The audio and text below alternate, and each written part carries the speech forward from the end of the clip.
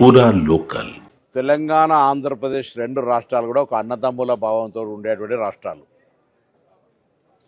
తెలంగాణ తుఫాన్లో మునుగుతుంటే కూడా మేము ప్రకృతి అనుకుంటున్నాం తప్ప ఆంధ్ర ప్రజల తప్పు పడతలేదు.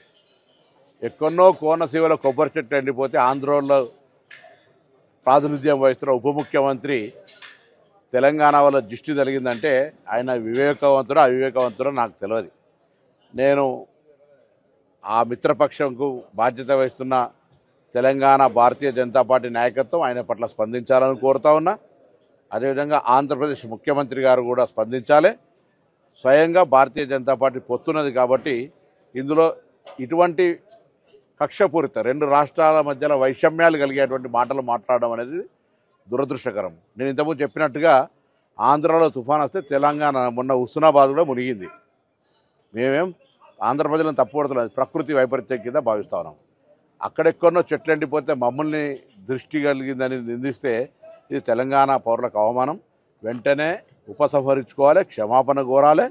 భవిష్యత్తులో ఇటువంటి వివక్షపూరిత మాటలు మాట్లాడద్దు, విజ్ఞతగా వ్యవహరించు. ఉప ముఖ్యమంత్రి అయినా ఇంకా సినిమా నటుడు కాదు, కొంత బాధ్యతగా నేర్చుకోవాలని చెప్పి నేను ఈ సందర్భంగా కోరుతా ఉన్నా. ఇవాళ తెలంగాణ ఆంధ్ర కలిసి దేశంలో ఉన్నతంగా ఎదగడానికి ప్రయత్నం జరగాలి తప్ప ఇటువంటి వైషమ్యాలను సృష్టించేటువంటి మాటలు మా నుంచి రావు, మీరు మాట్లాడద్దు.